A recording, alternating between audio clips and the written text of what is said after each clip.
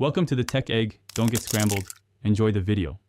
You begin by ensuring prerequisites so the update runs without failure. Make sure the device has at least 50% battery or plug it in. Unstable power often corrupts installs. Once connected to stable Wi-Fi or 4G, open the App Store or built-in updater and locate the app. Start the download immediately to lock in the current version.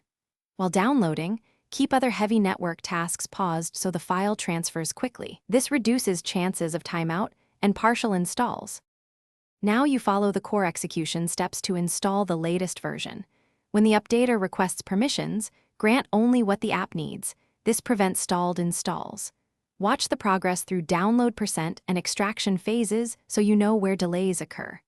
If installation stalls, force stop and retry, but first close background apps to free RAM and storage I/O.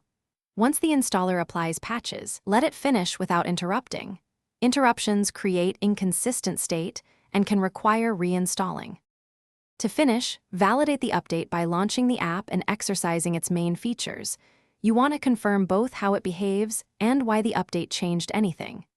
Make sure settings and data migrated correctly. If something looks off, clear app cache first and then reinstall if crashes continue. If problems persist, collect logs or screenshots and contact support. One key troubleshooting tip: restore your backup to roll back state quickly while you gather diagnostic details for a proper fix. Thanks for watching. Consider subscribing if I helped unscramble your problems.